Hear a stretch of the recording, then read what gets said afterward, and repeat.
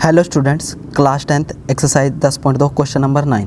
Question number 9 में क्या है कि देखते हैं आकृति 10.13 में एक्स वाई तथा X dash Y dash O केंद्र वाले किसी वृत्त पर दो समांतर स्पर्श रेखाएं हैं, ठीक है। और स्पर्श बिंदु सी पर स्पर्श रेखा ए बी एक्स वाई को ए तथा एक्स डैश वाई डैश को बी पर प्रतिच्छेद करती है। सिद्ध कीजिए कि जो एंगल है ए ओ बी बराबर है 90 डिग्री के, ठीक है। ये हमारे पास आकृति है, ये एक्स डैश एक्स वाई हमारे पास क्या है, ओ केंद्र से स्पर्श रेखा है, दो समांतर स्पर्श रेखाएं हैं, ठीक है। अब यहाँ देखो स्पर्श रेखा ए बी स्पर्श रेखा ए बी और एक्स वाई को ए मतलब ए बिंदु पर, ये ए बिंदु है इस पे एक्स वाई पे, तथा एक्स डैश वाई डैश को बी पर प्रतिच्छेद करती है, ठीक है। ये प्रतिच्छेद कर, ये एक्स वाई पे ए प्रतिच्छेद करती है, एक्स डैश वाई डैश पे बी प्रतिच्छेद करती है, ठीक है। सीधा हमें क्या करना है कि जो एंगल है angle A O B equal to 90 degree हमें करना है, ठीक है, सीधा। अब यहाँ पे हम डायग्राम बना लेते हैं। सबसे पहले हमारे पास क्या है, एक वृत्त है, ठीक है, ये वृत्त है और यहाँ से ये स्पर्श रेखा जा रही है और यहाँ ये दो समांतर स्पर्श रेखाएं हैं, ठीक है। ये हमारे पास है एक्स वाई, ये एक्स डैश वाई डैश, ठीक है। ये हमारे पास इसका सेंटर ओ है और यहाँ से ये स्पर्श रेखा है, ठीक है, ए बी, ठीक है। ये हमारे पास ये सेंटर ओ है, यहाँ से ये मिल रही है और यहाँ से ये मिल रही है, ठीक है। और यहाँ पे पॉइंट कौन सा है, सी, ठीक है। यहाँ पे ये बिंदु पी है, ये बिंदु हमारे पास ये सेंटर से क्यू है, ठीक है, ये क्यू है, ये पी है, ये क्यू पॉइंट है, ठीक है। ये हमने डायग्राम बना लिया। अब हमें इसमें सिद्ध क्या करना है, यहाँ पे लिख देते हैं, सिद्ध करना है, क्या करना है हमें, सिद्ध करना है हमें जो एंगल है ए ओ बी वो हमें 90 डिग्री लेके आना है, ठीक है। ये हमें करना है।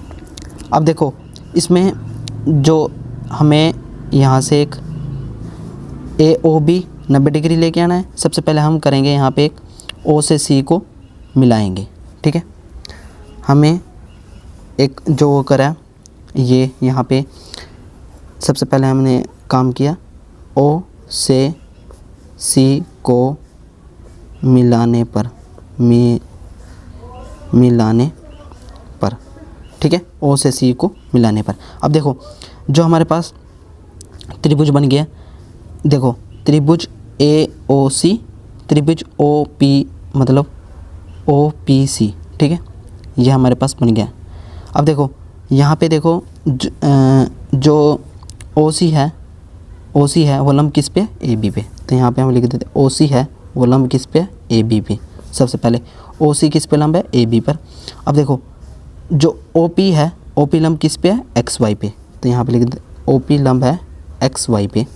अब देखो ओ क्यू लंब है एक्स डैश वाई डैश पे, ओ क्यू लंब है किस पे, एक्स डैश वाई डैश पे, ठीक है। ये हमने कर दिया। अब देखो यहाँ पे सबसे पहले हमें क्या करना है, देखो जो हमारे पास त्रिभुज है ओ पी ए ओ ए सी, ठीक है। अब यहाँ पे लिख देते हैं एंगल लेके चलते हैं, त्रिभुज लेके चलते हैं, ठीक है। सबसे पहले त्रिभुज लेके चलते हैं हम, क्या है, देखो यहाँ पे हमें त्रिभुज लेनी है, यहाँ पे ले लेते हैं त्रिभुज ठीक है। यहाँ से त्रिभुज ओ पी ए और कौन सी त्रिभुज लेनी है हमें, ओ ए सी में, ठीक है। अब देखो इन दो ओ पी ए ओ ए सी को हमें सर्वांगसम दिखाएंगे, ठीक है, इन दोनों त्रिभुज को, तभी हमें ये एंगल 90 डिग्री मिलेगा, ठीक है। सबसे पहले हम क्या करेंगे, ओ पी ए ले ली, ओ ए सी। अब देखो इसमें जो ओ ए है इस ट्रायंगल में भी है, ओ पी ए में, ओ ए सी में भी, मतलब ओ ए इक्वल टू ओ ए, ये हमारे पास क्या है, उभयनिष्ठ बिंदु, ठीक है, उभयनिष्ठ रेखा या बिंदु, ठीक है। अब देखो ओ सी और ओ पी ये वृत्त की त्रिज्या है, जो ओ पी और ओ सी है वो त्रिज्या है। क्या है? त्रिज्या। ठीक है, अब देखो जो ये एंगल 90 डिग्री का होएगा। क्यों होएगा? क्योंकि ओ पी लंब है एक्स वाई पे, ये 90 डिग्री होएगा, ये प्रमेय 10.2 कहता है। और जो ओ सी लंब है ए बी पर, ये भी 90 डिग्री होएगा यहाँ से, और ये भी 90 डिग्री होएगा। मतलब जो ये कोण पी और कोण सी है वो हमारे पास क्या है? 90 डिग्री। ठीक है, अब देखो यहाँ पे हमने दो जो साइड है भुजाएं वो हमने बराबर दिखा दी, और एक एंगल। तो यहाँ पे हम क्या लिख सकते हैं? अतः आर एच से, ठीक है, जो त्रिभुज है ओ पी ए वो सर्वांगसम है त्रिभुज ओ ए सी के। ये त्रिभुज है, ठीक है, त्रिभुज ओ ए सी के। ठीक है, ये हमने दिखा दिया। अब यहाँ पे हमें क्या करना है? सबसे पहले देखो ये दिखा दिया, तो यहाँ पे लिख देंगे अतः सी पी सी टी से। ठीक है, परिमेय 10.2 क्या कहता है? सी पी टी से। जो हमारे पास देखो यहाँ पे क्या है? सी पी टी से क्या कहता है? सी पी टी से क्या कहता है कि जो ये एंगल है, एंगल देखो एंगल क्या है? देखो पी ओ ए, ये एंगल इसको मतलब कि पी ओ ए, यहाँ पे मतलब ये एंगल इसके बराबर होएगा ना, तो यहाँ पे लिख देते हैं पी ओ ए एंगल किसके होएगा? ए ओ सी के। ए ओ सी के मतलब जो ये कोण है ये हमें बीच में लेना होता है ना। देखो एंगल, जो एंगल पी ओ ए है, देखो यहाँ पे एंगल पी ओ ए वो है इस एंगल, ये ओ है, ये इसके बराबर होएगा ना, मतलब ए ओ सी के, पी ओ ए ओ सी। ठीक है, ये मैंने इक्वल लिखा है। ठीक है, ये हो गया हमारे पास। अब देखो यहाँ पे इसी प्रकार, ठीक है, इसी प्रकार। अब देखो जब ये कोण इसके बराबर हो गया तो ये कोण इसके बराबर हो गया, मतलब कि सेम इसमें भी यही करना है। ठीक है, त्रिभुज ये आर एच एस से ये सर्वांगसम आ जाएगी। ठीक है, ये सेम। तो यहाँ पे मैं लिख देता हूँ जो हमारे पास त्रिभुज बनेगी, मैं लिख देता हूँ जो त्रिभुज ओ क्यू बी और त्रिभुज ओ सी बी में, ठीक है, ये सर्वांगसम है क्योंकि मैंने ऊपर भी इसी तरह करना है। अतः आर एच एस से, ठीक है, जो त्रिभुज ओ क्यू पी है वो सर्वांगसम किसके है? त्रिभुज ओ सी बी। ठीक है, यह अतः, तो यहाँ पे भी लिख देंगे अतः सी पी टी सी टे। ठीक है, किससे? सी पी सी टी से। ठीक है, ये क्या कहता है कि जो देखो ये एंगल है, अब यहाँ पे देखते हैं एंगल कौन सा बराबर होएगा। ऊपर देखते हैं एंगल जो बराबर होएगा, देखो angle O Q O B, ये एंगल बराबर हो गया, और बी ओ सी, ठीक है, ये एंगल बराबर हो जाएंगे। तो यहाँ पे हम लिख देते हैं सबसे पहले, तो यहाँ पे हम लिख देंगे जो एंगल है Q O B equal to किसके हो जाएगा? एंगल बी ओ सी के, या सी ओ बी, जो मर्जी लिखो। ठीक है, ये बराबर हो जाएगा। अब हमें सिद्ध क्या करना था? देखो यहाँ पे एक और चीज़ देखते हैं। यहाँ पे देखो, यहाँ पे जो पी क्यू है वो एक सरल रेखा है, उसका कितना है? 180 डिग्री मान। ठीक है, उसका कितना है? 180 डिग्री। ठीक है, तो यहाँ पे हम लिख देते हैं, यहाँ पे एक सरल रेखा के कोणों का योग कितना होता है?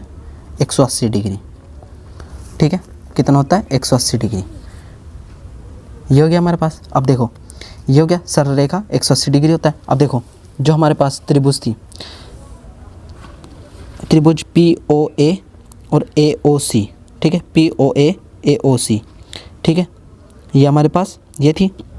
और सेम यही क्यू ओ बी और बी ओ सी, ठीक है, ये त्रिभुज हमारे पास कितने हो जाएंगे? मतलब ये एंगल 180 डिग्री के बराबर हो जाएंगे। तो यहाँ पे हम लिख सकते हैं angle P O C plus angle P O C नहीं, पी ओ ए प्लस और A O C plus angle Q O B plus angle B O C कितने 180 डिग्री के बराबर होएगा। ठीक है, अब देखो ये मैं इस समीकरण को सेकंड मान लेता हूँ और इस समीकरण को फर्स्ट मान लेता हूँ। अब देखो पी ओ ए हमें क्या चाहिए, देखो सबसे पहले हमें क्या चाहिए, तो हम इसमें देख लेते हैं। हमें चाहिए ए ओ बी, मतलब ये चाहिए। ठीक है, ए ओ सी चाहिए, बी ओ सी चाहिए। ठीक है, हमें सब, तो यहाँ पे हम लिख देते हैं, देखो ए ओ सी चाहिए और बी ओ सी चाहिए, ये चाहिए, ये चाहिए। देखो पी ओ की जगह क्या लिख सकता हूँ मैं, एंगल ए ओ सी।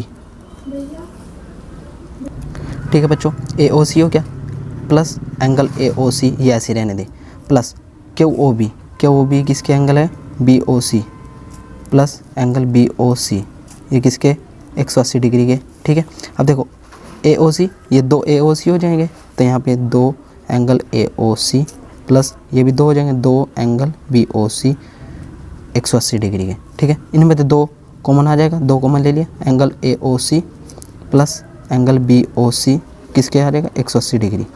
ये इस डिवाइड में बच जाएगा, तो यह कितना आ जाएगा, angle A O C plus angle B O C 90 degree आ जाएगा। ठीक है, अब देखो यहाँ पे एंगल ए ओ सी